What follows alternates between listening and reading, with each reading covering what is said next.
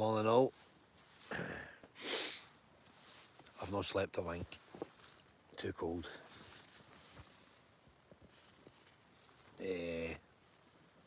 Got a daddy long legs in here. First one I've seen this year.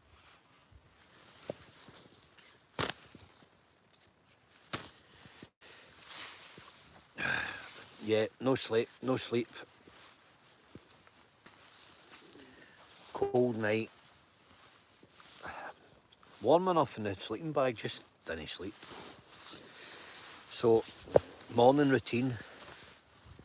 You need to do this no matter what. See if you've got damp socks or anything. Bottom of your sleeping bag. Your sleeping bag will literally wick the dampness out of them and dry them for you, right?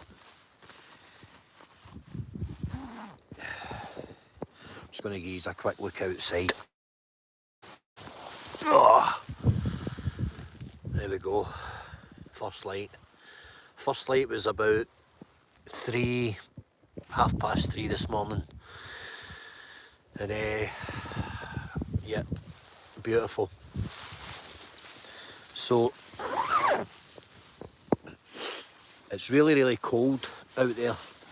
So, and it's uncomfortable. So there's things you can do.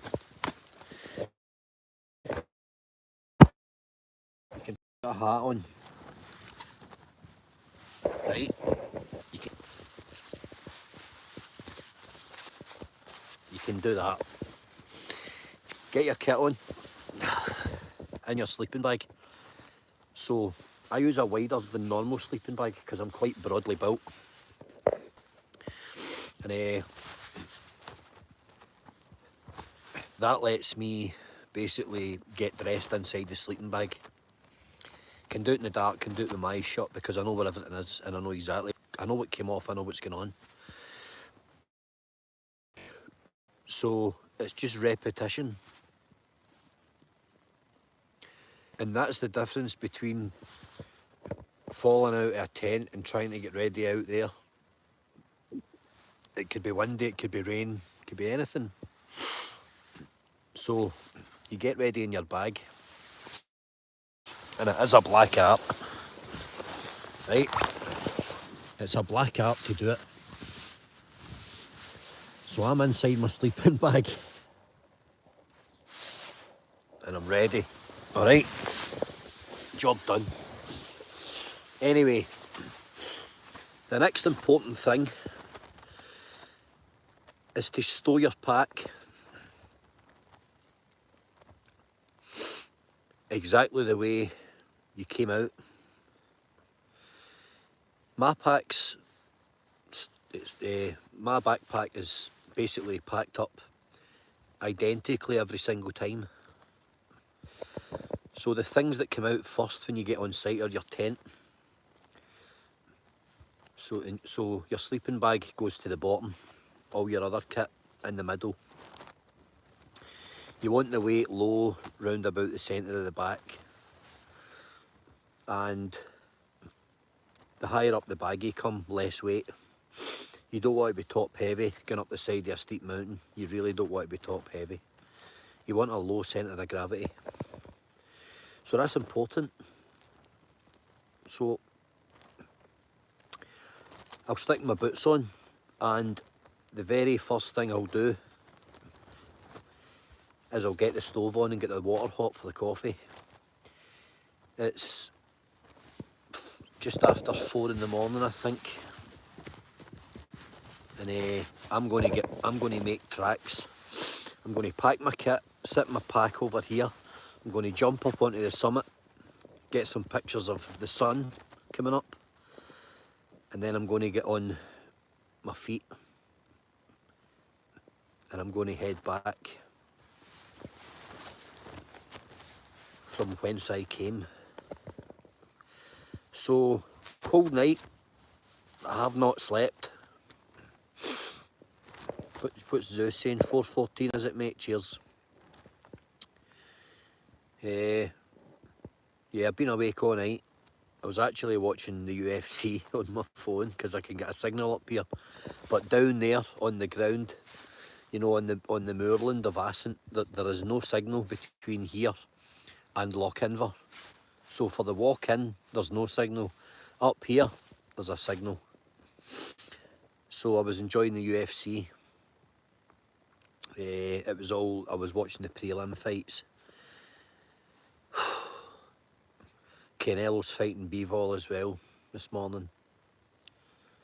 So don't anybody tell me what the crack is, because I like to watch it and find out. Right, so I'm just going to quickly put my phone in my wee, what do you call it?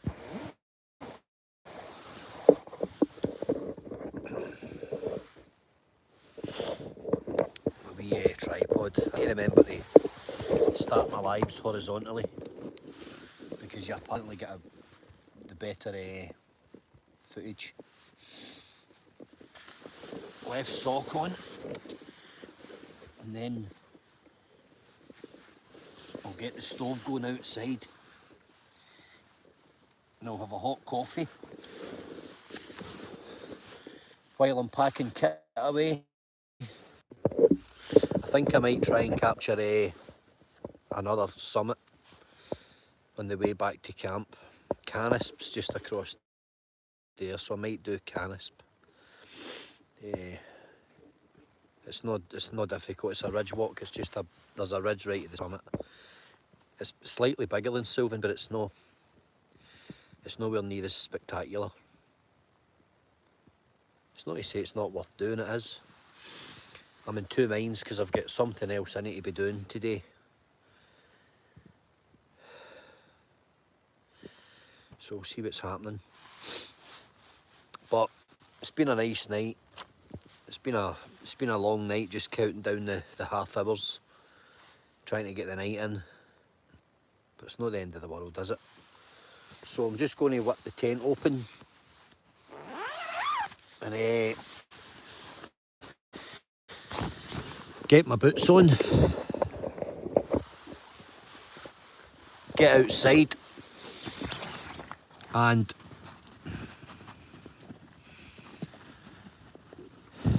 get some coffee going, because I'm going to be first off this mountain. There you go, look at that.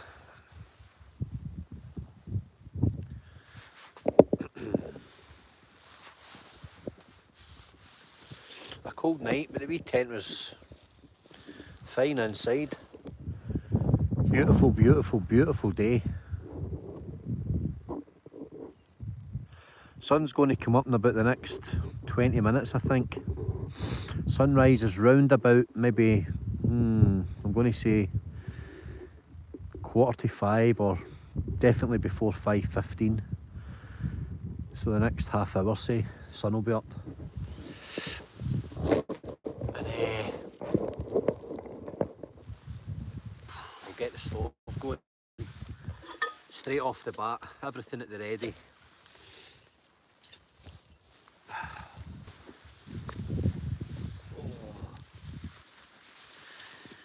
Hot coffee, good to go.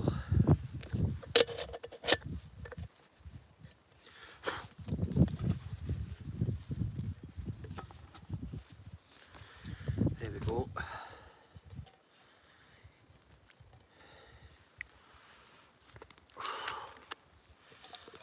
I said before in a couple of my videos, I don't carry water.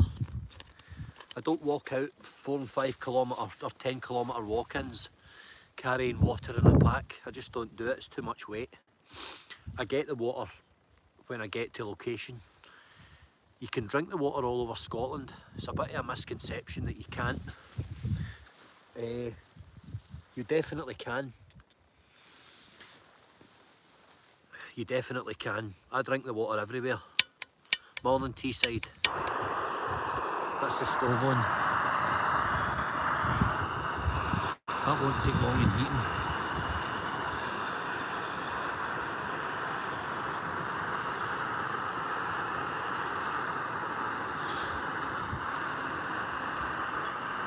It's fresh as a daisy. So I'll get my boots on and I'll strip down my kit, get everything into the pack and get ready to hoof it out of here, because it's done. I got what I came for. I got some photographs, I got some footage.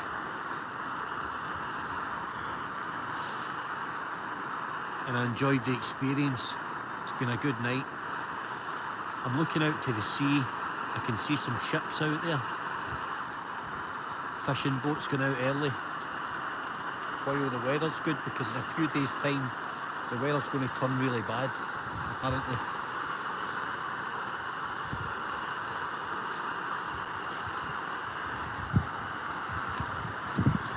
And that's your morning routine. It's important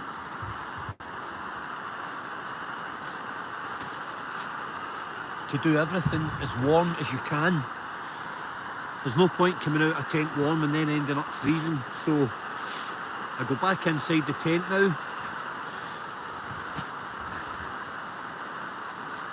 and I start loading up my pack.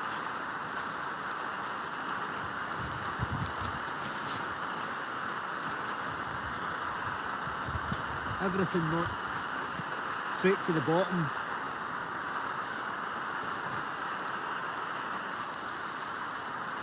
Everything goes back in the way it came out. It's just the reverse.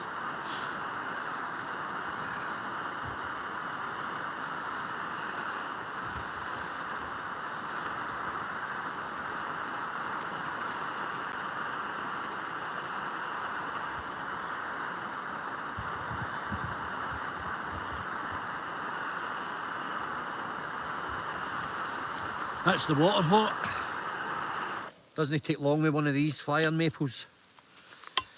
They're every bit as good as jet boil. Most definitely. Oh, brilliant bit of kit.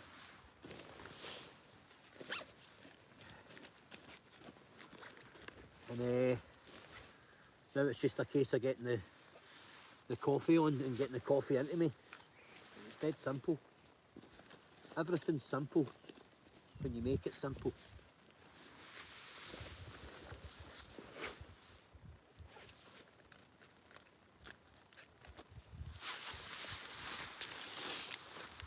A couple of sashes, which will get me going. I'll actually just have a quick one, and I'll keep one for halfway back, just in case I decide to take a detour.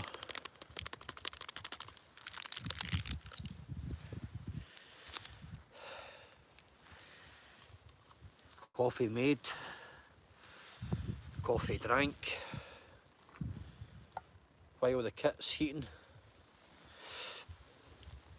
Oh, brilliant.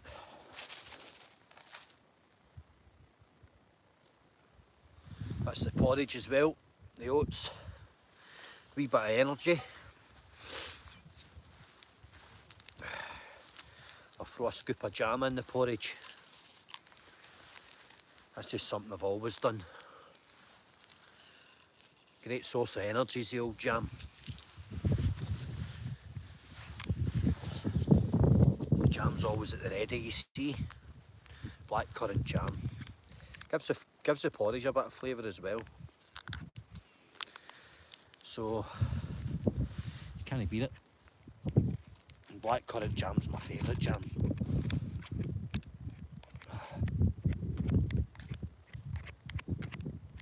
I think because my granda used to have blackcurrants in the garden. I used to eat them when I was a wee boy, so I've always had a love for them.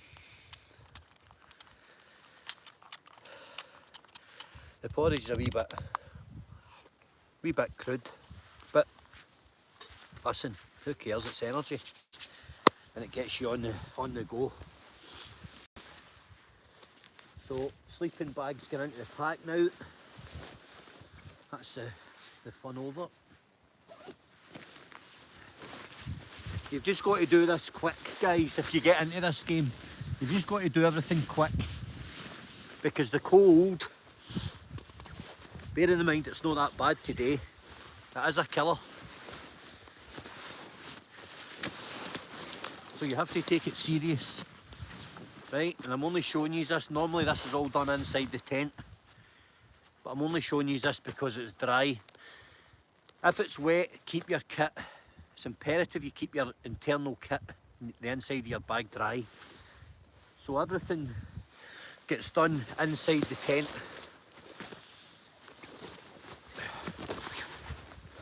But I'm just showing you guys, obviously.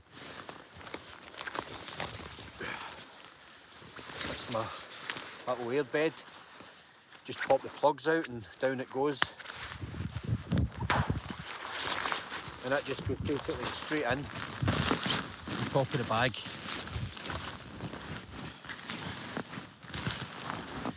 Fill all the corners of the bag. Fill every little nook and cranny down there.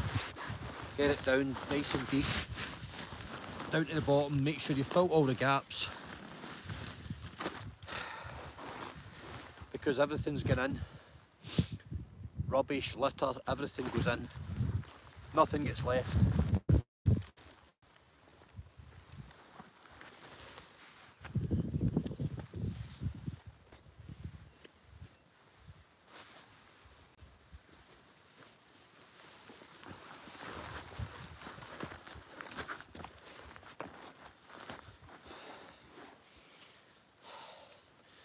Gas can off. Wee folding valve goes away. Protection goes inside there.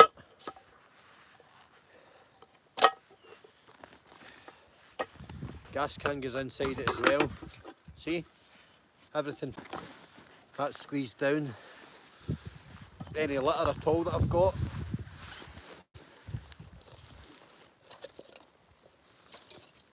That gets grabbed. Litter goes in the top. Take everything out with you. Nothing gets left in the field. It's really, really bad drills leaving stuff here, guys. Especially in this environment. So that's the pack literally done.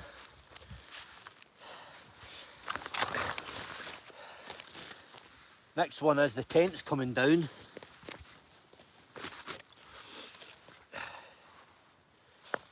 And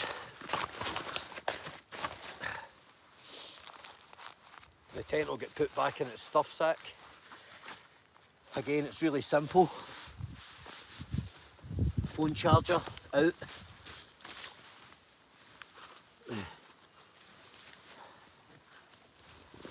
Roll mat. Just a wee cheapo.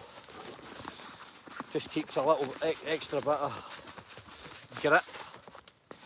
Stops your bag sliding around. Stops your air mat sliding around.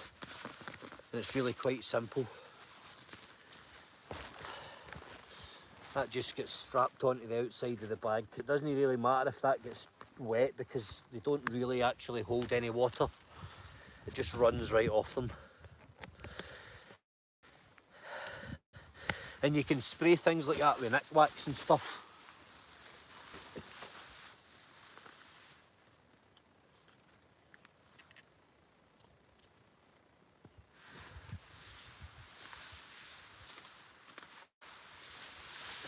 So there you go. That's everything away, right?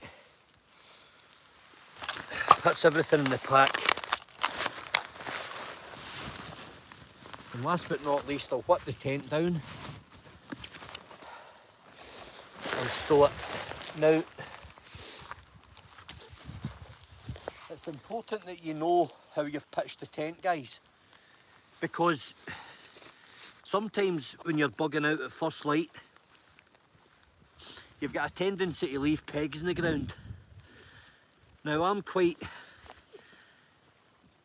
proud of the fact that I've never lost a bit of kit, and I've never lost a bit of kit. I never lost kit in the military either.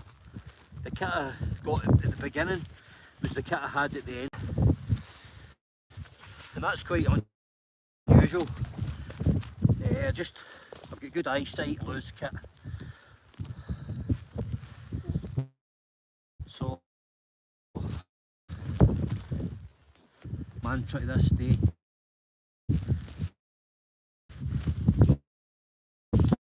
make it last.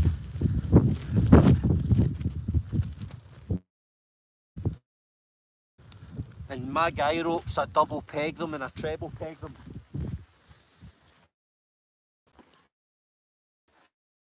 Especially in the top of a mountain.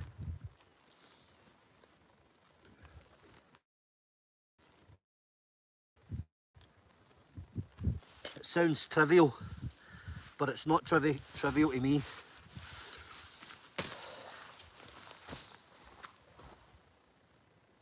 It's really amateur to start leaving bits of kit behind. It's just bad drills, that's all it is.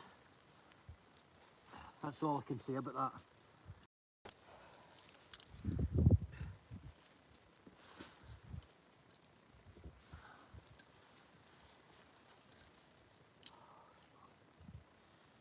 So,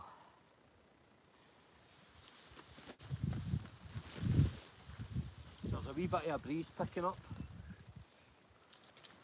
So the tent will go to the ground, and to take the centre pole out, what I'll do is I have 1 foot in the tent while I'm bagging up my pegs. Right? 1 foot in the tent always. Now I'm going to take the centre pole out, and this is the point where the tent's going to catch the wind. And you don't want to lose a tent, expensive bits of kit.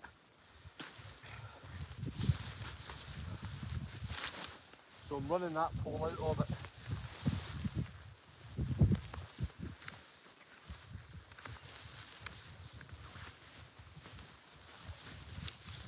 All the way out.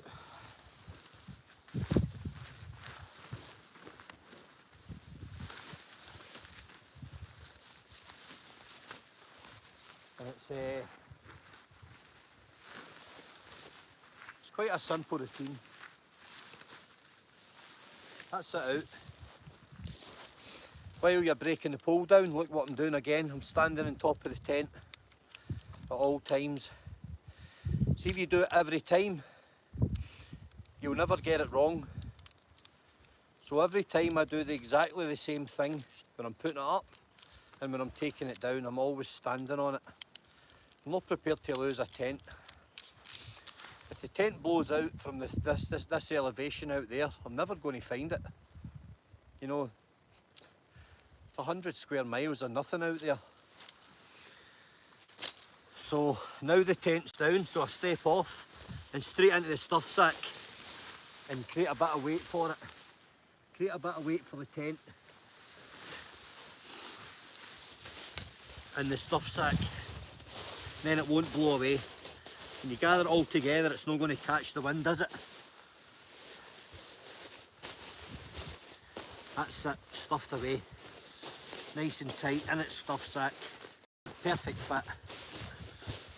The Vango, it's the Force 10 Helium.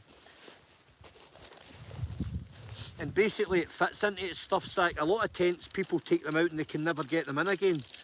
That's because they're done in a factory.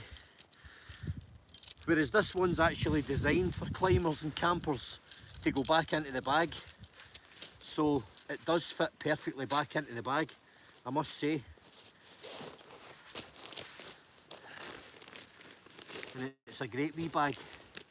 And that's it. That's it, back in. I'll pull all that tight so I don't lose anything.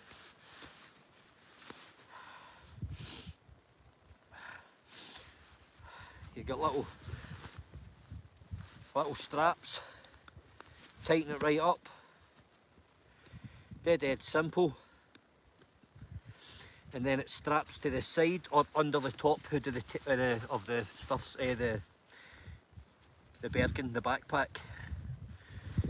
So simple as that. Tiny little tent, weighs a couple of pound. Super bit of kit. And basically, I just strap it in there onto the side of the tent. I'll show you in a second.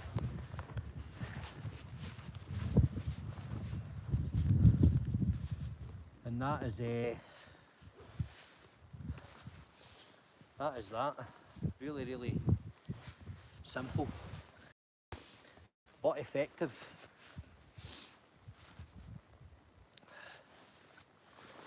So there you go. It's on the side of the tent. The roll mat's there. Everything go. Now it's just a case of me eating the porridge, drinking the coffee,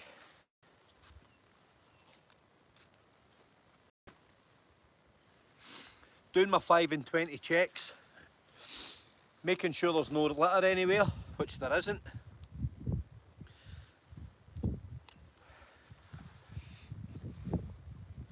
Then I'm leaving the mountain exactly as I found the mountain.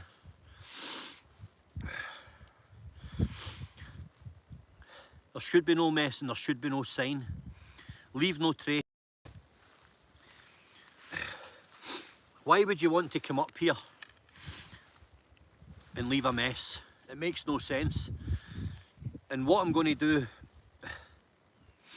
I'm going to go down off the mountain, but the last thing I take off is this jacket. Even though I'm extracting, so I don't mind if it gets a bit sweaty, it's still no good practice. Start out cold. So if you go and you're going to do a yomp or a march or a tab, whatever you call it, start cold. Always start cold with as light a layer on as possible. Don't go marching with down jackets on. You'll go down with dehydration, you will rapidly overheat and you'll have heat exhaustion. Even in the winter you can get heat exhaustion, believe me you can. So when I've had the coffee, when I've drank the porridge, when everything's gone, the pack's fully tightened up, ready to go, and I'm ready to get off this mountain, the first thing you do, jump off, under the top cover, boom, and you're good to go. I've got one layer on. I've got an Under Armour top on and that's it. And it will take me literally 5 minutes to heat up. I won't feel the cold. It won't be an issue. Same goes for the rain. If I was walking off of here in the rain, but I was going to another camp, I would wear one layer. Right? If it gets wet, it's no a big deal because I'll have a dry bit of kit in my bag, and I'll run with a wet and dry routine. A wet and dry routine is wet kit that if you're out for 5 days, you wear it for 5 days. When you get into your sleeping bag in your tent at night, you put your dry kit on. Up first thing in the morning, this is the bit nobody likes. Your dry kit goes back in your dry bags and you put your wet kit back on. It's very uncomfortable, but it's only uncomfortable for 5 minutes. It just takes a bit of getting used to. That's how you survive in this environment. They're the basic fundamentals of this game. Get the fundamentals right and everything else just falls into place.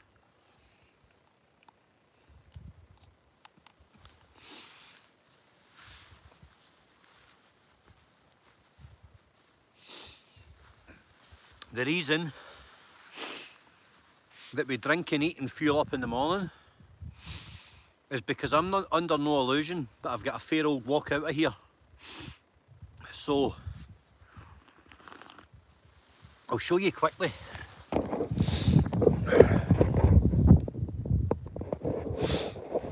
So I'm going down the mountain, right? Just so you know where I camped. I camped right here. I'm right on the edge. That's 2,000 odd feet straight down there.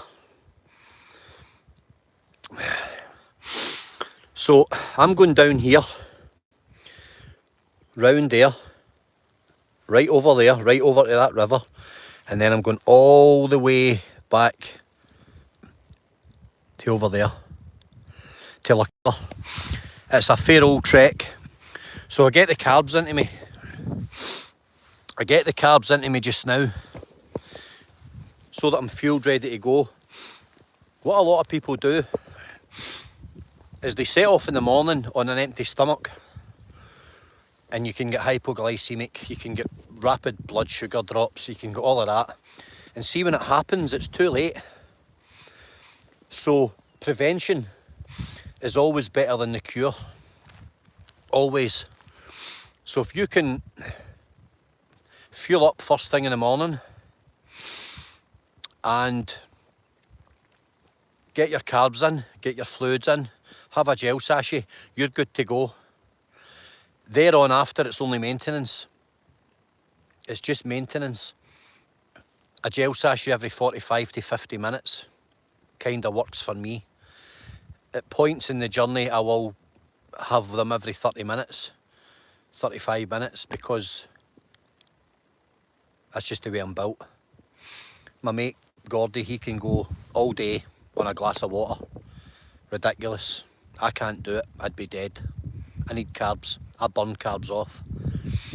And he's probably 9 stone wet through and I'm 14 stone, so yeah.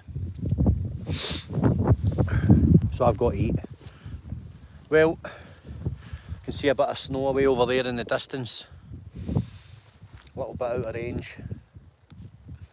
I thought we might have got a wee cloud inversion this morning, but there's a little bit over there. Those peaks over there are popping out of the clouds. That's a cloud inversion, when you're actually on the summit and you're above the clouds.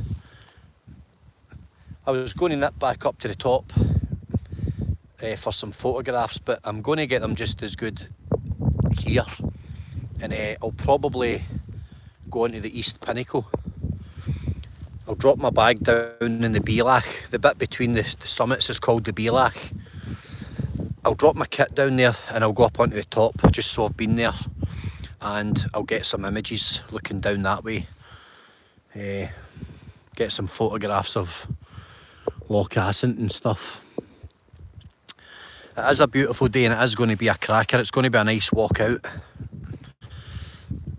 But as I say, guys, that was just I was up anyway, so I decided to do a wee video on basic information, basic routine.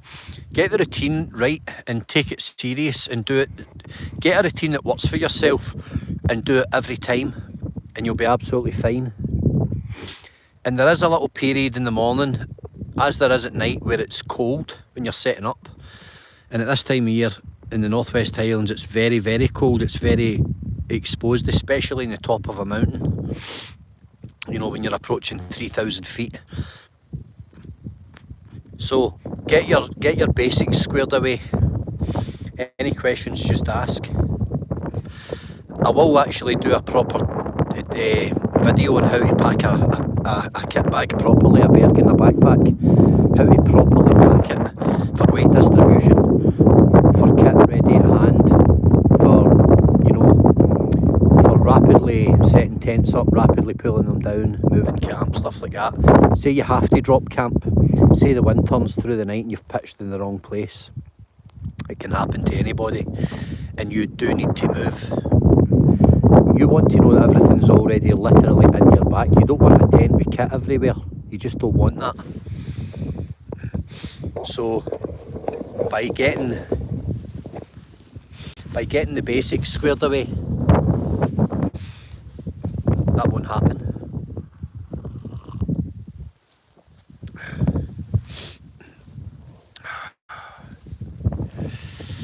Saving grace. I only moved 8 to 10 feet there, and the wind's coming through this little gap here, and it's a cold wind. And see, when I move back here, there's literally only a breeze. But at this time in the morning, I find the wind always picks up. You know, 4 or 5 in the morning, you always get a bit of a wind in Scotland, and then it just drops away again. It's this time of year. It's a funky time of year. Same as my funky glasses. They were a fiver.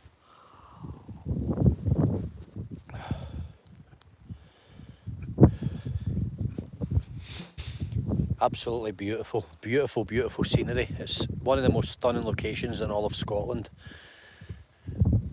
I love Torridon, I love Inveralligan, I love Laigach Ridge and Ben A, and I love looking out at the Western Sea Lochs from Torridon.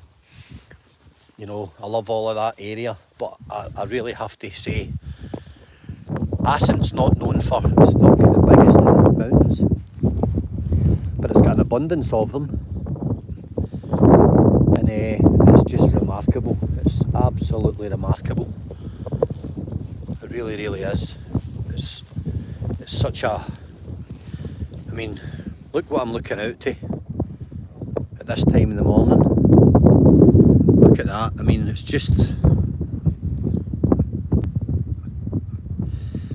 It's just absolutely mind-boggling the amount of water out there. This is one of the most important areas in all of Scotland. This peak holds something like a third of all the carbons, and you know, it absorbs so much from our atmosphere, more than any trees will ever do. This peat's a living landmass, it's alive, it's constantly evolving. Tens of thousands of years old, 40, 50 feet deep in places. So when they put roads across peat, believe it or not, they actually lay the stone on top of cut heather. They bundle heather until it's like blankets, and then they lay the stone on top of it. And that's true, because heather's so hardy. It takes decades and decades and decades to break down. It's quite amazing the way they do it. I've seen it done. Basically, they're using the materials that's available to them, because you can't get materials out here unless you've got a helicopter. You're bringing nothing out here by a quad. It's just, the terrain's too difficult.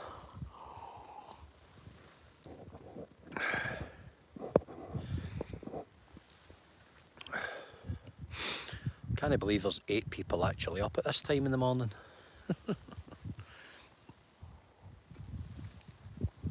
So this has been Suilven, guys. Suilven. I'll be back because I gave the boys the top pitch. The boys I met, one of them was a Marine, recognised them, spoke about it last night, and I gave him the pitch. Humble Dryer, how you doing, my man? There you go, Humble, look at that. Look at that for fishing water. There's fishing boats out there, John. I can see about 4 fishing boats heading out. They're heading out from Lochinver. Probably inshore boats, I don't think they'll be going out too far. Lobsters.